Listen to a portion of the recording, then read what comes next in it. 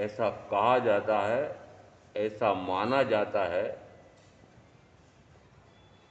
भगवान महावीर ने दो प्रकार के धर्म बताए। एक अणगार धर्म और दूसरा एक आगार धर्म। अणगार का अर्थ होता है जिसके अब घर नहीं है। आगार का अर्थ है कि इसके घर है। अणगार का दूसरा अर्थ होता है उसने जो भी पक्षकाण लिए हैं उसमें कोई अपवाद नहीं रखा है, आगार नहीं रखा है, और जो त्याग प्रत्याख्यान करता है उसमें वह आगार रखता है। तो जो आगार रखता है वह आगार धर्म है, और जो कोई आगार नहीं रखता है उसको कहा अणगार धर्म है। क्या धर्म के कोई प्रकार हो सकते हैं?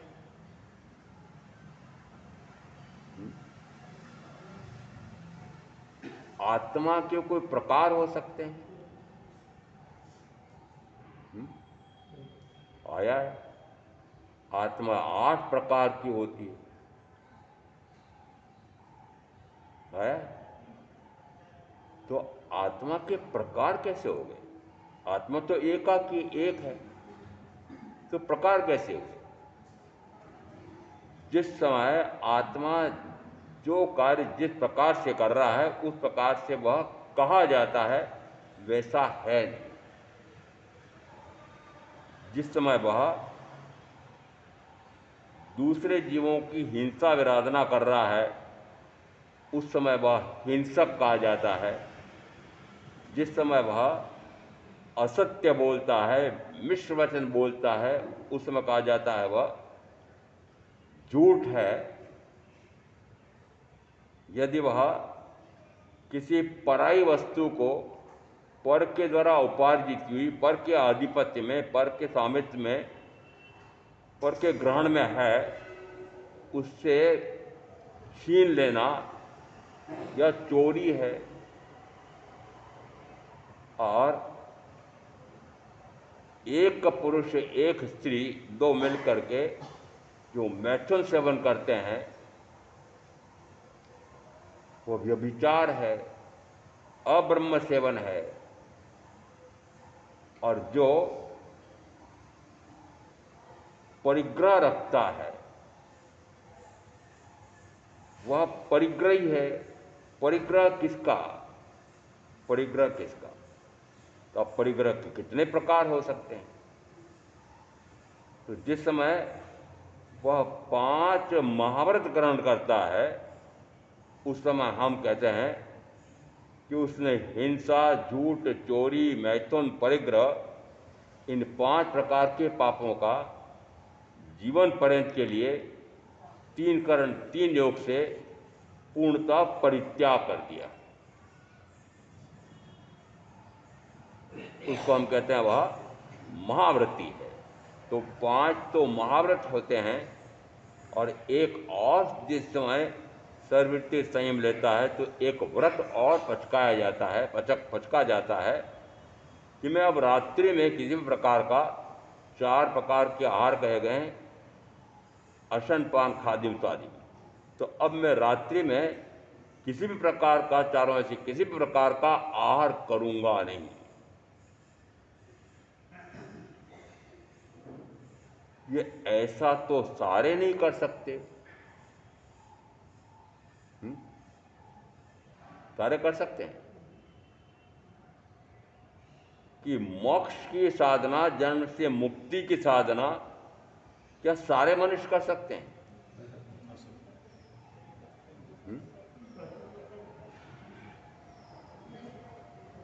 यदि सारे मनुष्य कर सकते हों तो फिर पृथ्वी मनुष्यों से खाली हो जाएगी। और खाली होगी।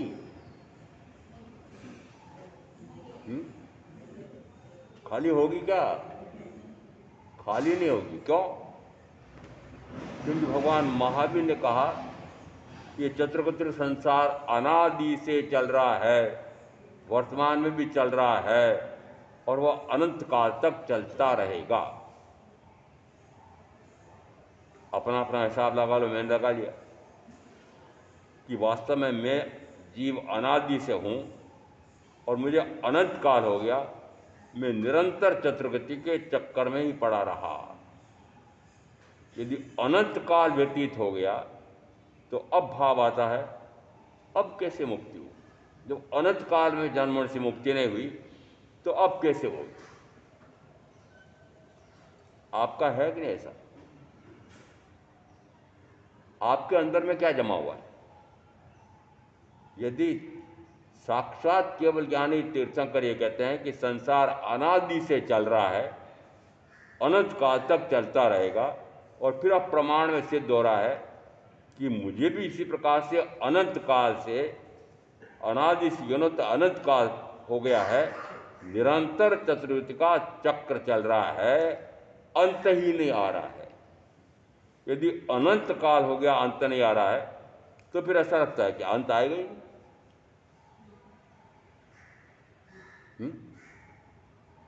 अंत आएगा ही नहीं।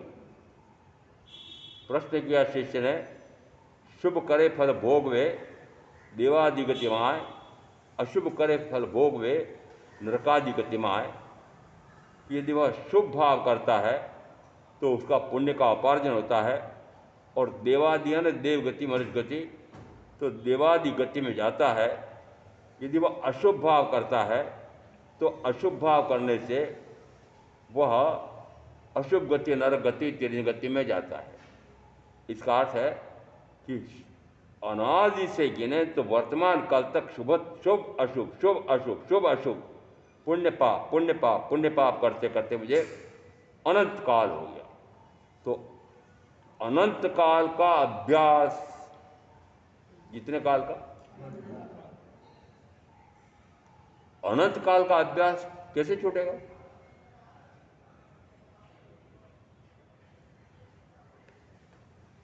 तो आपने क्या मान लिया? आपने क्या मान लिया कि अनंत काल का अभ्यास है तो छूट ही नहीं सकता है। मैं तो ये 5 महाव्रत, 3 करण 3 योग से हिंसा झूठ चोरी मैथुन परिग्रह, इनको छोड़ ही नहीं सकता, छोड़ ही नहीं सकती। पक्का कर रखा है ना? हाँ, पक्का कर रखा है। इतने दिन बोलते बोलते हो गया मुझे मुझे लग रहा है पक्का हो गया है। असर ही नहीं हो रहा है, मतलब हो ही नहीं सकता ऐसा, हो ही नहीं सकता है। और यदि यह भी कहा जाता है कि सिद्ध कितने हो गए, यदि अनंत जीव सिद्ध हो सकते हैं तो फिर अंदर में यह भाव क्यों नहीं आता है कि मैं भी हो सकता हूं? और अनंत जो सिद्ध हुए हैं वो इन प्रथम 5 पापों को पूर्णतः छोड़ करके सर्ववृत्ति संयम लिए बिना,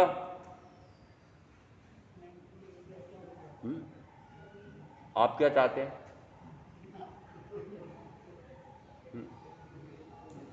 आप क्या चाहते हैं? सब ऐसा नहीं कर सकते, तो जो जो नहीं कर सकते हैं उन्होंने एक मध्य मार्ग निकाला। मध्य मार्ग क्या निकाला कि मैं 5 प्रकार के पाप पूर्णतः नहीं छोड़ सकता, मैं अंश में छोड़ूंगा। तो कितने अंश में छोड़ेगा और कितने अंश में रखेगा? तो अंश का, अंश यानी 100 से 1 कम भी अंश है, और 100 में से 1 करना भी अंश है। 100 में से 1 है तब भी अंश है, और 100 में से 99 हो गया तब भी वह अंश ही है। पूर्ण कब होगा? वो पूरे 100 हो जाए, तो यह हो ही नहीं सकता। आपने क्या पक्का कर रखा? हो ही नहीं सकता है। तो हो ही नहीं सकता है, ऐसी जिसकी मान्यता है, उसके कारण फिर यह चतुर्कुत्र संसार अनंत काल से चल रहा है। तो संसार चल किसके बाद पर रहा है? अरे आप जैसे लोगों के कारण से। क्यों? क्योंकि आपने मान लिया है हो ही नहीं सकता है। तो मान लिया है तो वास्तविकता है क्या वो?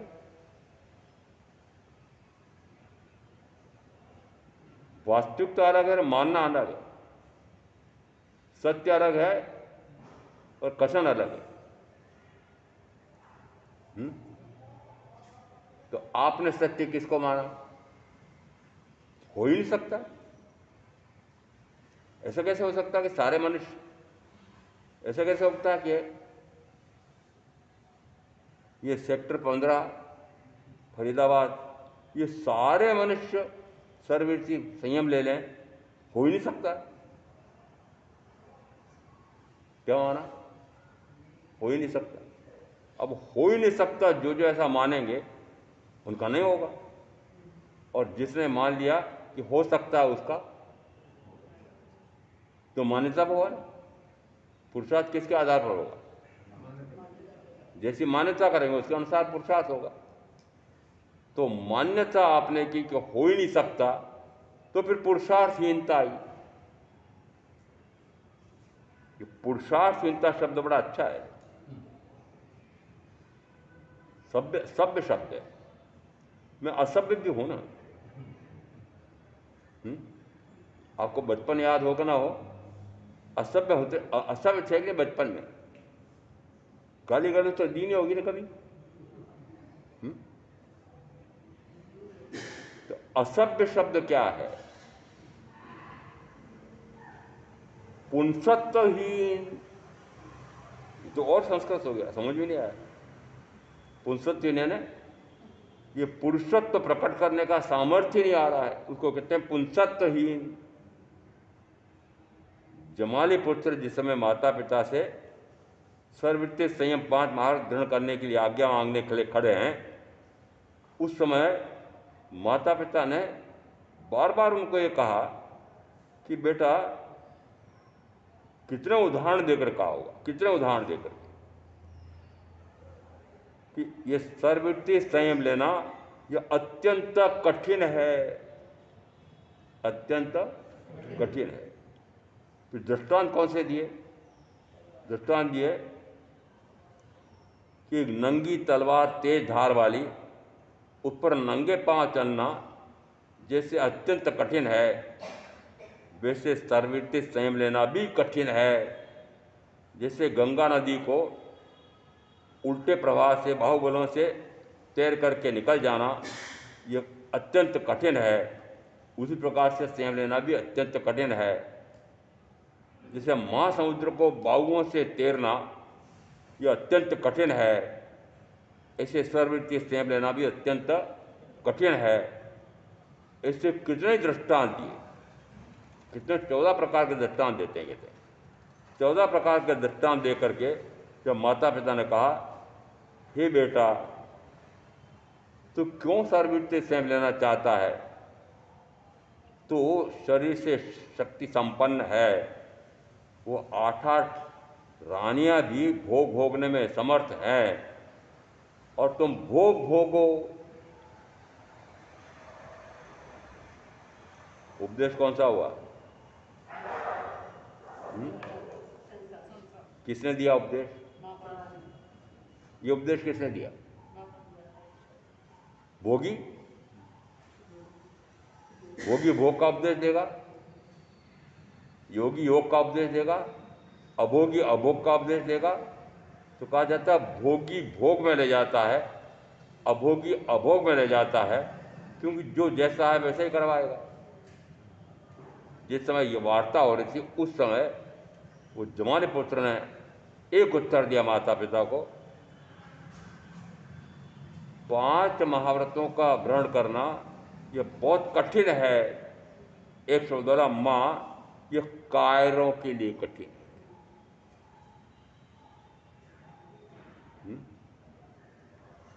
आप कौन सी श्रेणी में हो? अरे कायरों के वीर हो, अरे महावीर के वीर हो कि महावीर के कायर हो? कोई तो बोलो। तो मैंने भी 2-4 शब्द दिए हैं, उसमें मैंने आखिरी शब्द और दिया है कि जो ऐसा नहीं कर सकता है वो पुंसत्वहीन है, पुरुषार्थहीन है। ये शब्द समझ में नहीं आते। तो उन्होंने कहा जो नहीं कर सकता वो हिजड़ा है। महाराज तो गाली हुई, इनका सत्य कैसे गाली होगी? सत्य है तो सत्य, गाली कैसे हुई? और मान लो ये गाली है, तो मैं समझता हूँ कि गाली लग जाए हुँ? गाली लग जाए तो गाली को गाली रहने देते हो, लगती नहीं है। चाहे कितना ही कुछ बोलें तब भी असर ही नहीं होता। कुछ भी बोले जाओ महाराज, दो कान सुनने के लिए दिए हुए हैं, एक कान से सुनता है, दूसरे से निकाल देता है। एक राजा के यहाँ कोई मूर्तिकार 3 मूर्तियां लेकर के आया था, और मूर्ति देखते से ऐसा लगता है क्या सुंदर रचना की है इसने।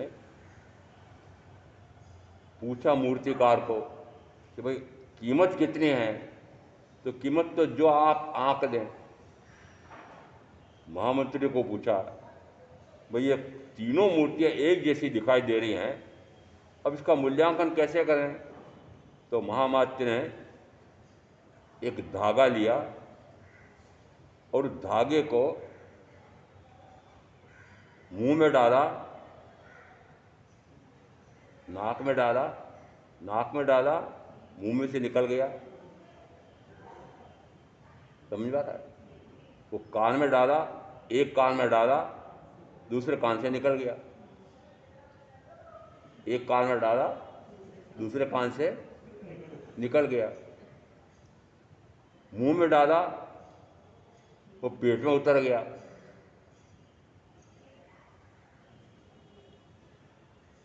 एक मूर्ति के कान में वो धागा डाला और दूसरे कान से निकल गया। उन्होंने कहा 2 फूटी कौड़ी की भी नहीं, 2 फूटी कौड़ी की भी नहीं। देखा, एक ये कान में डाला और मुंह से निकल गया, तो उन्होंने कहा थोड़ी बहुत कीमत है कि जैसा उसने सुना था वैसा बोल तो रहा है, थोड़ी बहुत कीमत इसकी है। एक तीसरा ऐसा था कि मुंह में डाला और पेट में उतर गया।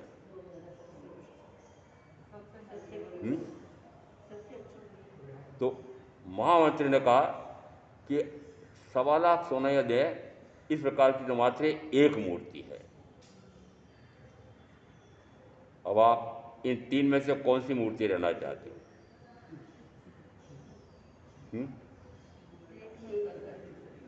महाराज 2 कान हैं, है ना? एक कान से सुना, दूसरे कान से निकाल दिया। आपने अभी तक क्या किया? यही किया। और क्या? किसी ने सुना, सुन करके वापस मुंह से बोल दिया।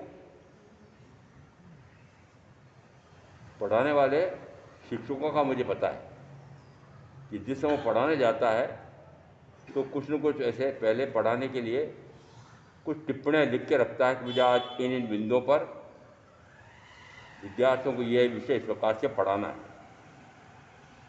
तो इस प्रकार की एक छोटी सी चौपड़ी बना देता है, और वो चौपड़ी ले जा करके उस चौपड़ी में देखता जाता है और बच्चों को समझाता जाता है।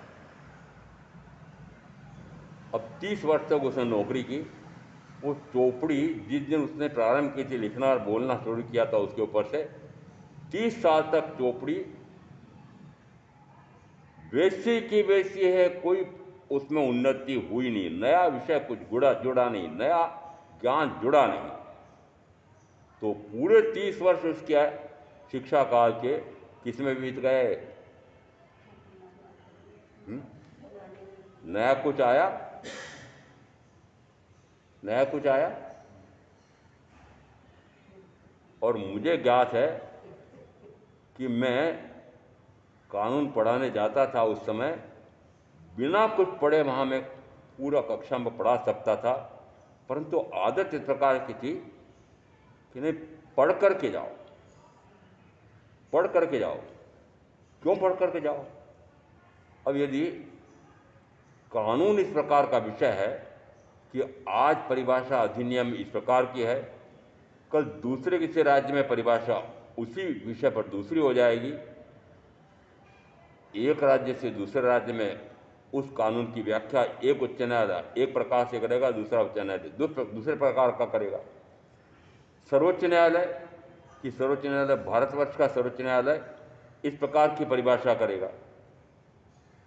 इंग्लैंड की प्रिवी काउंसिल में अलग प्रकार का होगा और हाउस ऑफ लॉर्ड्स में अलग प्रकार का होगा। उसी विषय पर अमेरिका का सर्वोच्च न्यायालय कुछ और कहेगा, अन्य देश का कुछ और कहेगा। अर्थ क्या निकल रहा है? बदल रहे हैं, सारे बदल रहे हैं। इसका अर्थ है कि कोई स्थिर परिभाषा होगी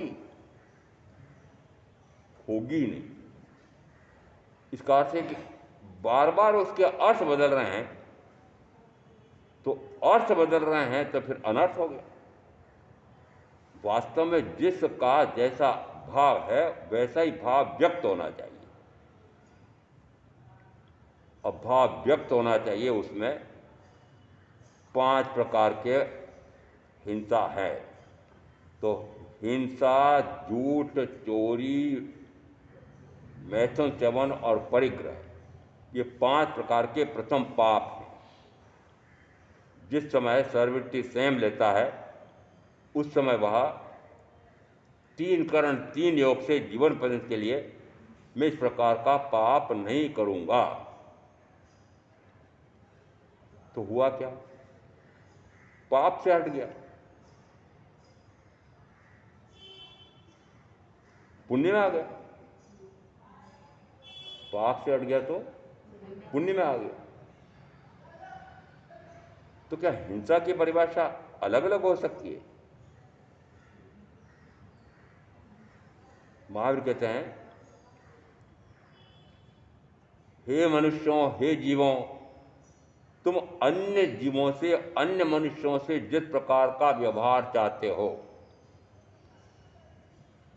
यह चाहते हो कि मुझे कोई ना मारे, मुझे कोई ना दुखी करे, चाहते हो? मुझे कोई ना दुखी करे, न मेरे साथ कोई मारपीट करे, न मुझे कोई प्राण लेने वाला मार डाले, ऐसा मेरे साथ कोई ना करे। तो फिर महावीर कहते हैं, भाई जैसा तुम चाहते हो वैसा प्रत्येक जीव चाहता है। कोई व्यक्त कर सकता है, कोई व्यक्त नहीं कर सकता है। तो मनुष्य तो व्यक्त कर सकता है, पर मनुष्यों को छोड़कर ये तिर्यंच, एकेंद्रीय, वेंद्रीय, तेंद्रीय, चौंद्रीय, पंचेंद्रीय, ये व्यक्त कर सकते हैं। व्यक्त तो नहीं कर सकते, पर भाव है कि नहीं? वे भी जीना चाहते हैं, मरना कोई नहीं चाहता। कोई भी जीव मरना नहीं चाहता है, कोई भी जीव दुखी नहीं होना चाहता है, सुखी होना चाहता है। यदि, और महावीर कहते हैं कि प्रत्येक जीव चाहता है कि मैं सुखी रहूं, दुखी ना हूं, मुझे कोई मारे नहीं, मैं सदाकाल रहूं। यदि अन्य जीव ऐसा चाहते हैं, वो कैसे जुड़ाया कि भाई तुम ऐसा चाहते हो तो अन्य जीव भी ऐसे ही चाहते हैं। और वो अन्य जीव में ऐसे हैं कि जो शब्द से अभिव्यक्त नहीं कर सकते हैं। कौन नहीं कर सकता? ये तिरंज में एकेंद्र से लगा करके पंचेंद्र तो सारे आ गए। वो अभिव्यक्त तो नहीं कर सकते हैं, परंतु यदि उनको कोई दुखी करे तो वे दुखी होते हैं कि नहीं होते? प्रतिक्रिया कुछ नहीं कर सकते। उसमें कहा जाता है कि एकेंद्रीय का जीव तो कोई प्रतिक्रिया कर नहीं सकता। पृथ्वी काय, अपकाय, त्योकाय, वायुकाय, वनस्पति काय, ये तो अभिव्यक्त कर ही नहीं सकते। आचारांग सूत्र के प्रथम स्कंध में क्या आया है? यद्यपि उनको भी वेदना तो होती है, वेदना तो जीव है, तो जीव को वेदना तो होगी। तो अब ये जीव कौन से हैं कि जिनके पास मात्र एक इंद्रिय स्पर्शेंद्रिय, और स्पर्शेंद्रिय से व्यक्ति कैसे करे? इसका अर्थ है चाहे वो व्यक्त नहीं कर सकता है, अभिव्यक्त नहीं कर सकता है, पर अनुभव तो आ रहा है उसको कि कोई मुझे दुखी कर रहा है। क्योंकि इंद्रियां पूरी पूर्ण नहीं हुई हैं, इस कारण से वह अभिव्यक्त नहीं कर सकता है, बचाव भी नहीं कर सकता। दो बातें एक साथ हो, वो एकेंद्र का जीव बचाव भी नहीं कर सकता। दूसरी इंद्रिय हो जाए तो फिर भी उसमें कुछ बचाव की शक्ति आ जाती है। कभी देखो, सूक्ष्म निरीक्षण करो, एक 2 इंद्रिय वाली छोटी सी लठ है और वो लठ जा रही है, और जैसे वो जा रही है उस समय 3 इंद्रिय वाली 5, 7, 10 चींटियां वो जिंदी जीती जागती उस लठ के पीछे पड़ जाती है। देखा? अब वो जीती जाती उस लठ के 8-10 चींटियां लिपट जाती है, और लिपट करके उनको एक साथ धक्का दे करके कहाँ ले जा रही है? अपने बिल में ले जा रही है। क्या करने के लिए? कि खाने के लिए। वह बार बार शरीर को उल्टा पुल्टा करके बचना चाहती है। इसका अर्थ है 1 से 2 इंद्रियां हो जाए तो वह बचाव करने का भी प्रयत्न करता है और अभिव्यक्ति भी करता है। तो वो अभिव्यक्ति में तीरज कितना अभिव्यक्त कर सकता है? बेंद्रीय जीव के भी जिह्वा है तो भाषा मानी है, परंतु वो भाषा, क्या वो लट अभिव्यक्त कर सकती है भाषा?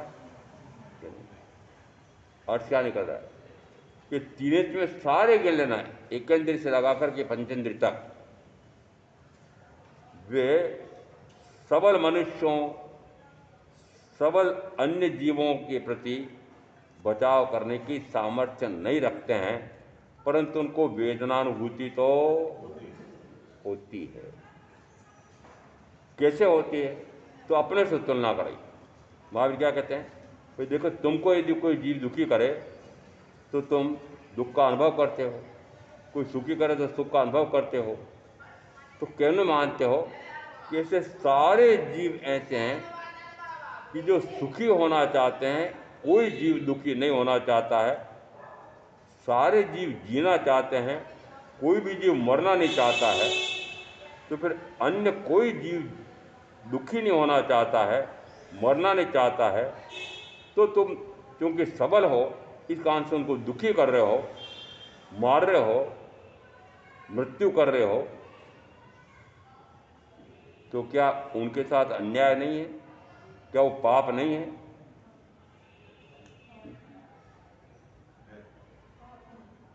है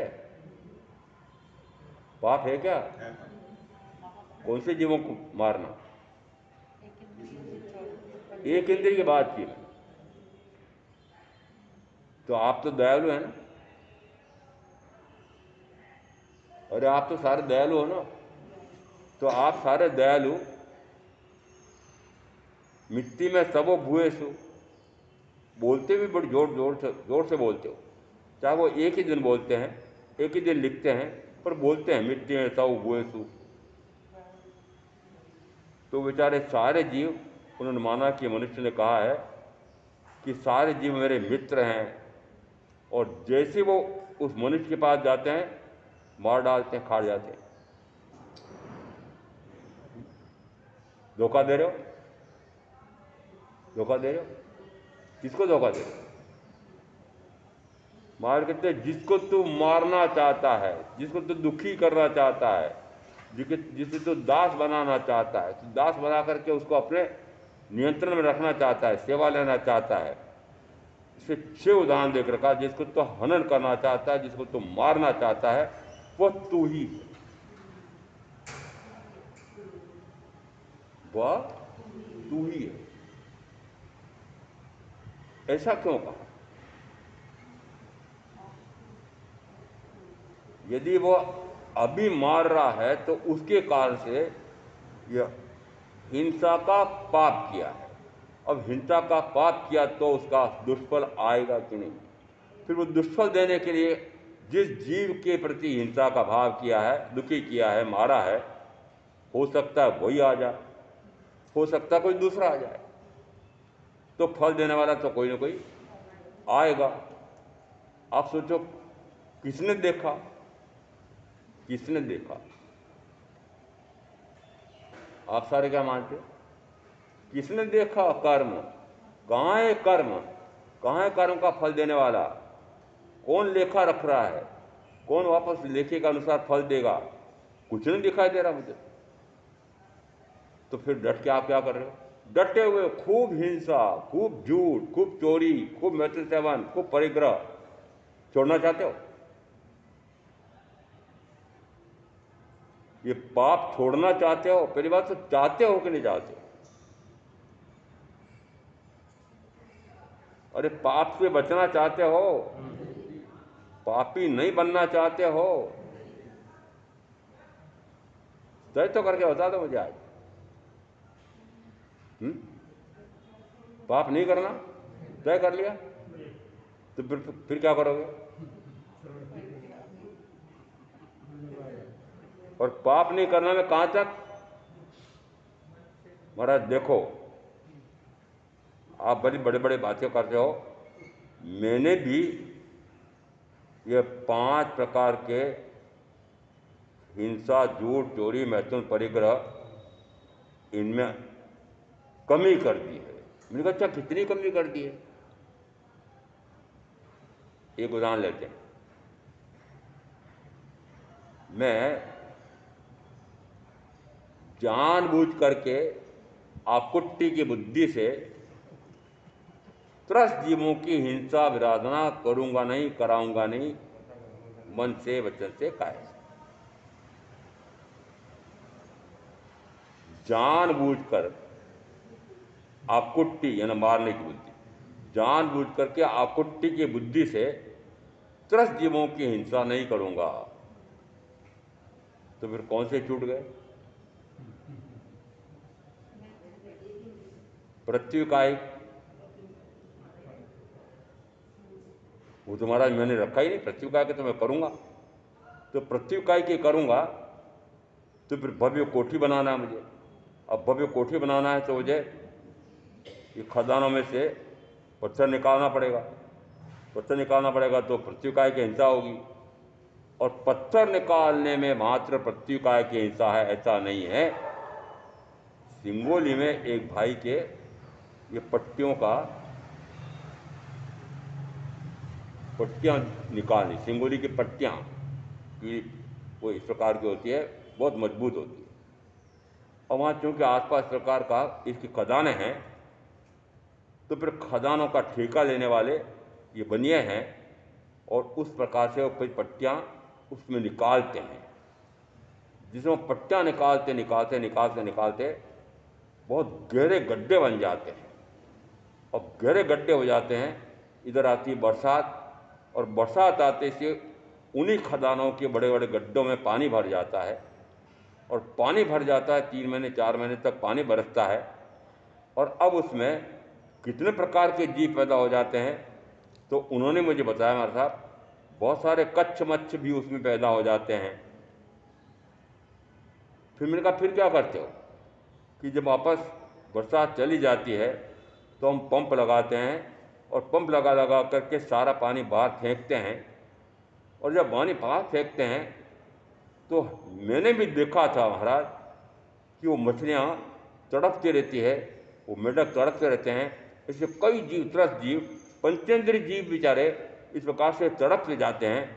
फिर जो हमारे खजानों में मजदूर काम करते हैं, वो उन मछलियों को, मेंढकों को बटोर लेते हैं और भोजन के रूप में खाते हैं।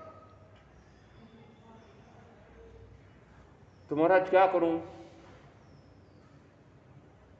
किसको पूछ लिया? महाराज क्या करूं? मेरे को कुछ करना चाहते हो? हाँ महाराज करना चाहता हूँ, इतनी हिंसा हो रही है। मात्र प्रत्युकाय की नहीं, बेंद्री, तेंद्री, चौंद्री, पंचेंद्री, क्योंकि ये कच्छ मच्छ जितने हैं ये कौन से हैं? पंचेंद्री जीव हैं। तो मैंने कहा बचाना चाहते हो? हाँ महाराज बचाना चाहता हूँ। तो मैंने कहा पुण्य श्रावक बनना पड़ेगा। अरे आप बचाना चाहते हो क्या? अरे दयालु हो क्या? अरे क्रूर हो कि दयालु हो? अरे कोई तो बोलो क्रूर हो कि दयालु हो, साफ साफ बोल दो ना। क्रूर से क्रूरतम भी हो, क्रूरतम भी हो। पता नहीं कितने जीवों का एक साथ घात, कितने जीवों का,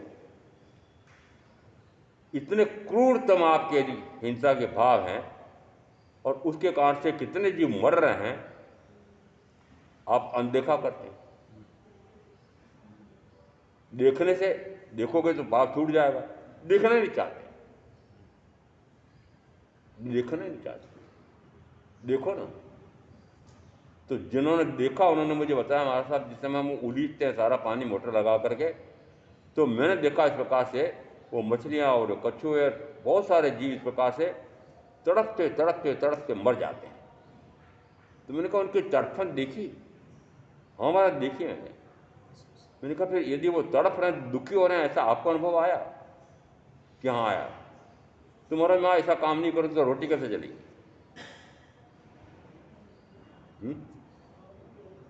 आपके सामने क्या समस्या है कि महाराज जी जिम्मों की हिंसा नहीं करूं, विराधन नहीं करूं, तो फिर खाऊंगा कैसे? भोजन कैसे मिलेगा मेरे को? और मात्र भोजन नहीं, 5 इंद्रियां मेरे पास है, तो इन 5 इंद्रियों के साधन सुविधाएं ये कैसे मिलेंगी यदि मैं हिंसा से बच जाऊं तो? महाराज मैं भी बचना तो चाहता हूं, बचना तो चाहती हूं, पर कैसे बचूं? संसार में बैठी हूं, घर घर से लेकर के बैठा हूं, तो महाराज ये तो सब होगा, तो बहाना क्या हुआ आपका? महाराज देखो घर गृहस्थी बसा रखी है, तो घर गृहस्थी में तो ये सारे पापाचार होंगे, मोह ममता होगी। जम्मू की बहनें आई, महाराज घर गृहस्थी में रह करके तो हम बच ही नहीं सकते। तो मैंने कहा फिर घर गृहस्थी छोड़ो ना। महाराज छूटती भी नहीं है, छूटती भी नहीं है, और नहीं छूट रही तो दुख भी हो रहा है कि इस प्रकार से घर गृहस्थी में बसा करके बैठे हैं, तो राग भी होता है, द्वेष भी होता है, कषाय भी होता है, 5 इंद्रियों की आसक्ति भी होती है, ये सारे पापाचार हो रहे हैं। तो मैंने कहा आपको पता लग गया कि सारा पापाचार हो रहा है? सुन लिया महाराज से तो बोल दिया, अनुभव आया कि ये पापाचार है। अरे आपने भी सुनते सुनते इतना काल बिता दिया है, जब से सुना होगा, पता नहीं कितने वर्षों से सुन रहे हो, असर क्या हुआ? क्या पापाचार छूटा?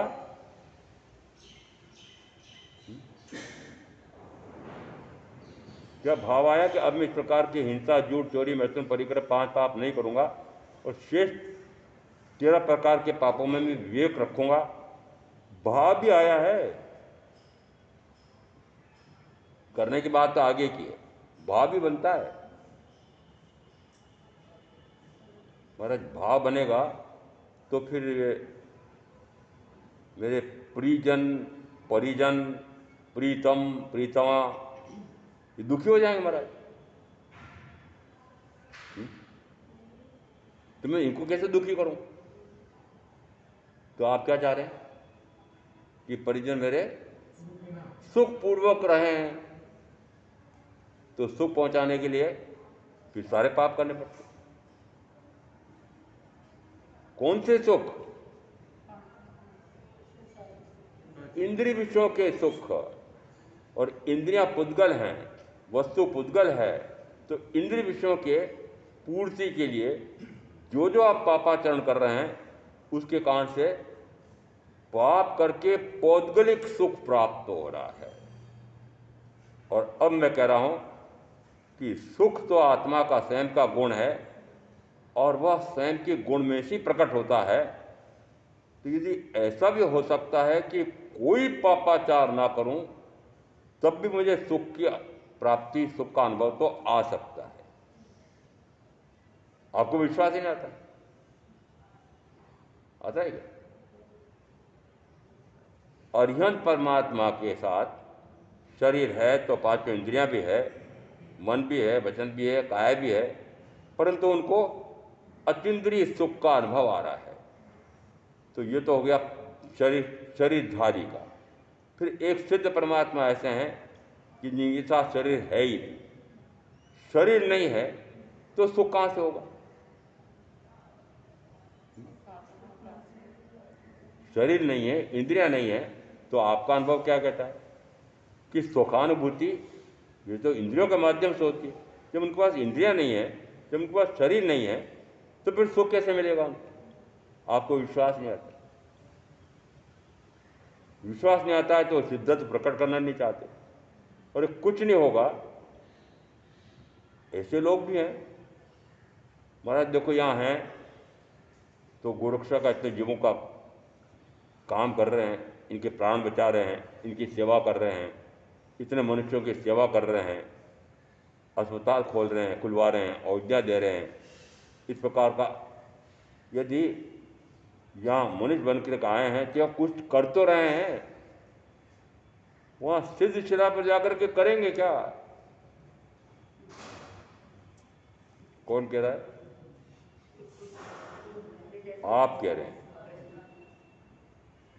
निठल्ले बैठे बैठे करेंगे क्या? कुछ तो कर तो रहे आप।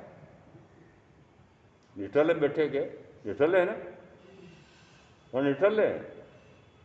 सिद्ध परमात्मा निठल्ले हैं।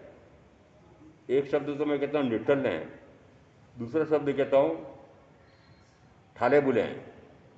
ठाला बुला किसको कहता है संसार में? कि कोई काम बताओ, करता ही नहीं, सुनता भी नहीं, ठाला बुला। कुछ कार्य नहीं करते, बैठा रहता फालतू। अब ये सारे शब्द कहाँ आ रहे हैं? अकम्मा, निकम्मा। आपके संसार में जो कोई व्यक्ति काम नहीं करता परिजन, तो आप क्या कहते हैं? निकम्मा है। वो मेरे सिद्ध हो गए, वो परमात्मा निकम्मे है। और अब मैं पूछ रहा हूं आपको निकम्मा बनना है कि नहीं?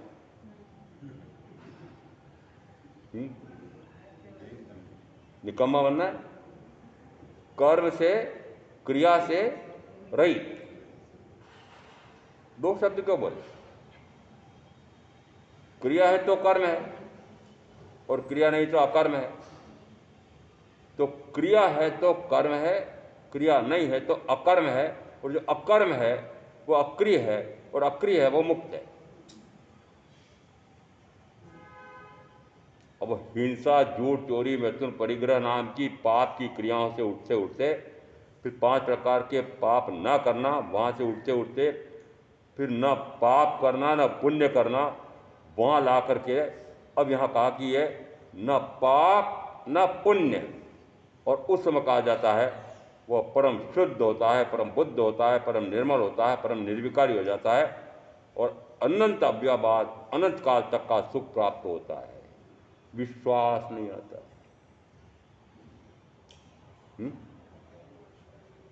हमारे पास इतना धन है, इतना वैभव है, भोग के साधन हैं, परिजन हैं, नौकर चाकर हैं, तब भी हमको सुख का अनुभव नहीं आ रहा है, और इन सब के पास कुछ नहीं है। और उन अरिहंत परमात्मा के पास, सिद्ध परमात्मा कोई है क्या? आपने इतने पाल रखे हैं, तो आपका अनुभव क्या कहता है? जब इतने सारे मैंने नौकर चाकर रख रखे हैं, इतने परिजन पाल रखे हैं, तब भी मुझे सुख नहीं है, तो फिर इनके पास कोई नहीं है तो इनको सुख कैसे हो सकता है? विश्वास नहीं आता।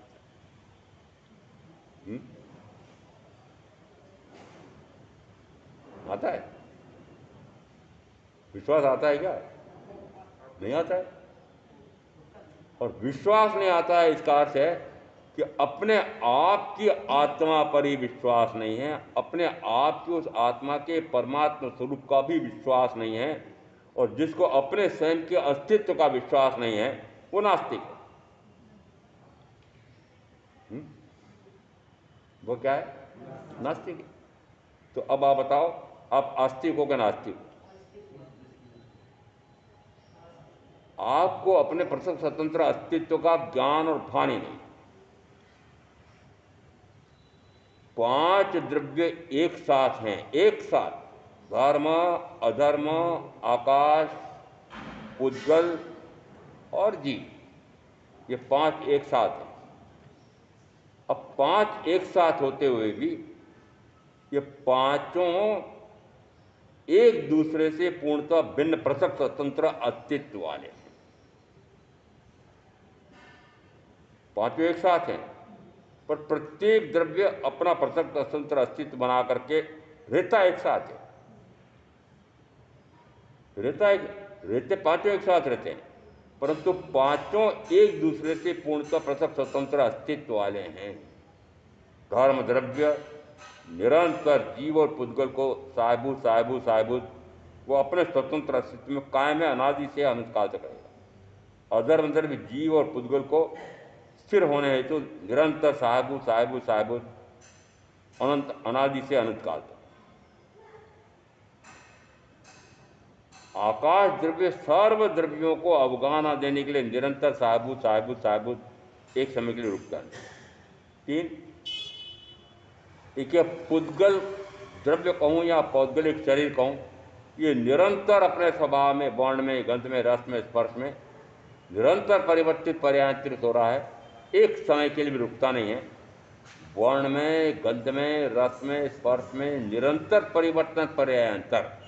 तो पुद्गल परमाणु की अपेक्षा से वर्ण, गंध, रस, स्पर्श का है, और पुद्गल स्कंद के रूप में कहा जाता है शब्द, वर्ण, गंध, रस, स्पर्श। इसका अर्थ है कि ये पुद्गल भी निरंतर अपने शब्द, वर्ण, गंध, रस, स्पर्श में प्रति समय परिवर्तित पर्यायंतरित हो रहा है, एक समय के लिए भी अपने उस परिवर्तन को छोड़ना नहीं चाहता। और इसी को महावीर ने कहा उपन्ने वा विगवे वा दोए वा। तीन तत्व होता है कि जो उत्पन्न भी होता है, जो व्यय भी होता है, और ध्रुव भी रहता है। द्रव्य है तो द्रव्य के गुण हैं, यदि गुण हैं तो उसमें निरंतर परिवर्तन पर्यायंतर होता है। तो एक त्रिपदी हुई द्रव्य गुण पर्याय, द्रव्य गुण और पर्याय। दूसरी त्रिपदी हुई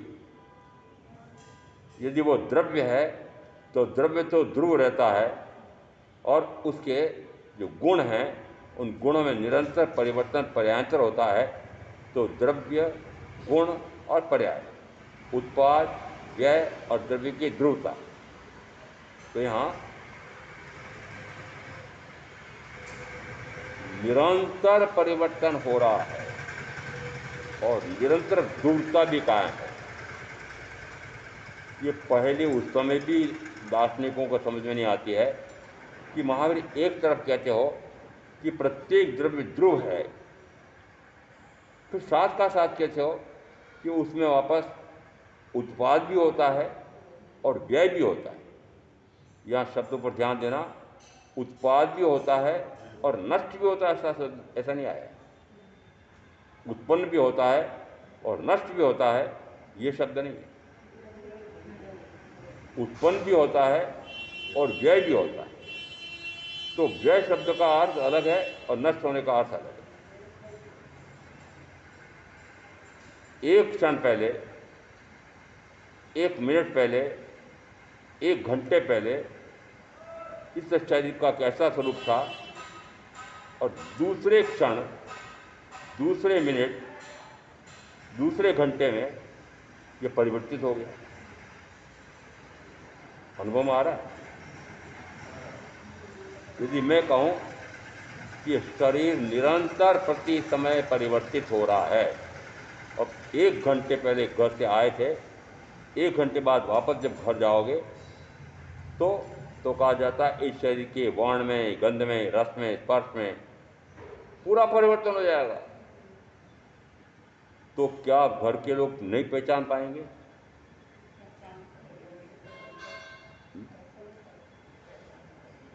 वर्ण बदल जाएगा, गंध बदल जाएगी, रस बदल जाएगा, स्पर्श बदल जाएगा। और ये प्रति समय बदल रहा है कि नहीं बदल रहा है? बदल रहा है। अरे जो बूढ़े हो गए हैं, बूढ़ी हो गई है, अपने आप सोचो ना कभी। कब सोचोगे? जिस समय बुढ़ापा आएगा उसमें सोचोगे, पहले जो षोडशी थे तब सोचोगे।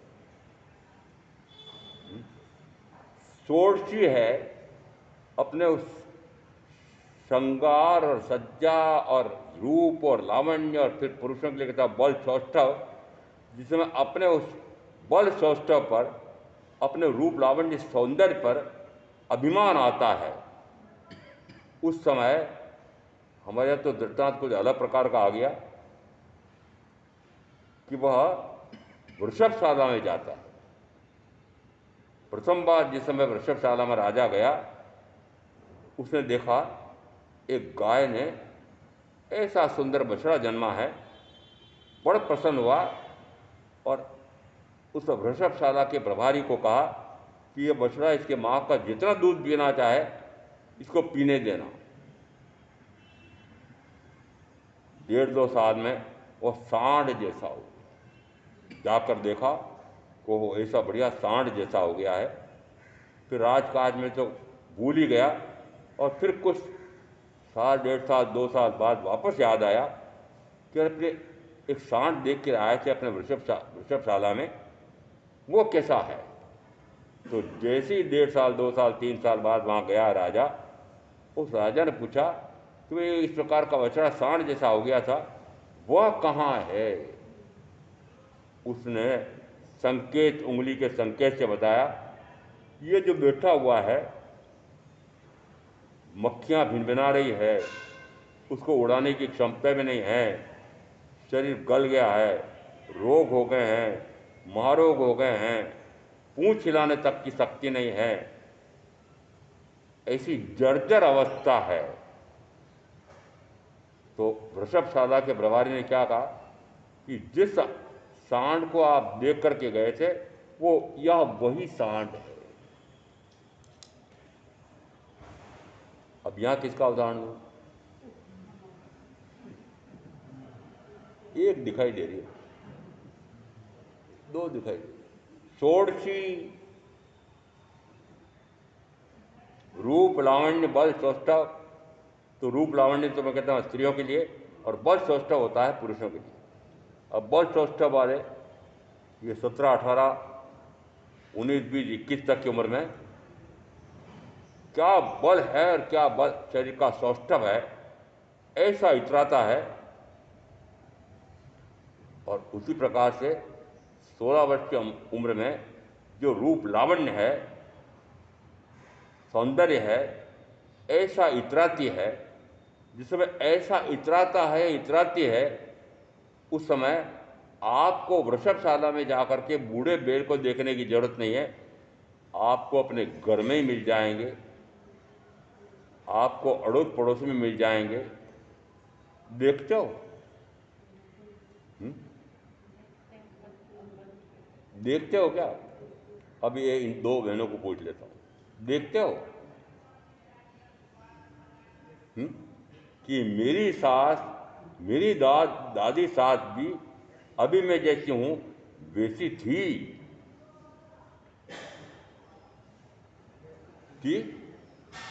थी? पूछो दादी को, दादी सास को पूछो, परदादी सास को पूछो कि क्या आप मेरे जैसे थे क्या? वो कहना हाँ, तेरे से भी अच्छी सुंदर थी मेरी। तो फिर पूछो दादी सास को, माँ को, दादी को, फिर ऐसा कैसे हो गया?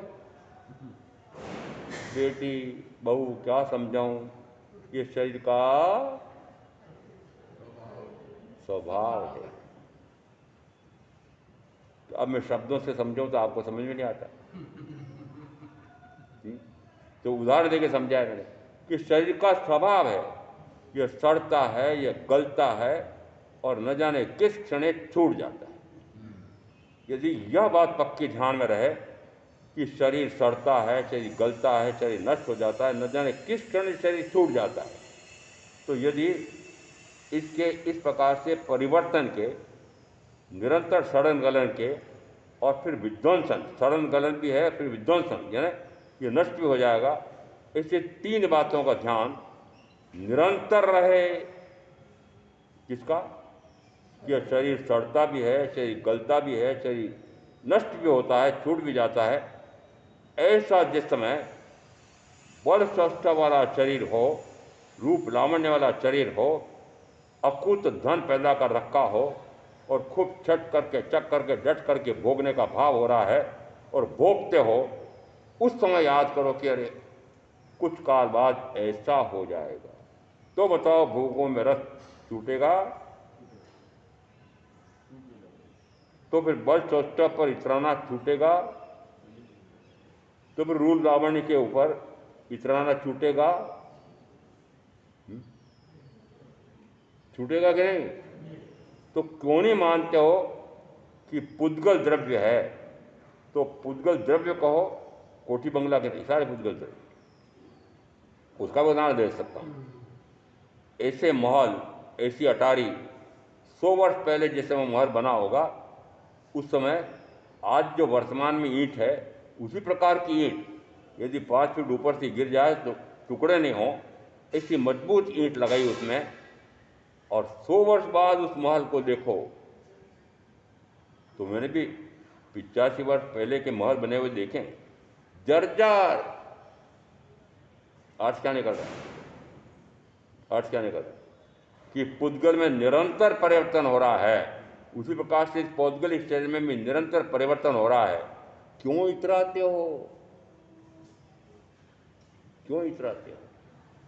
ये तो पौद्गलिक शरीर की बात है। चाहे पौद्गलिक शरीर कितना ही सड़ जाए, गल जाए, क्षीण हो जाए, परंतु इसके साथ रहा वो आत्मा, उसका ज्ञान, उसका दर्शन, उसका सुख, उसका वीर्य अक्षुण्य बना रहता है।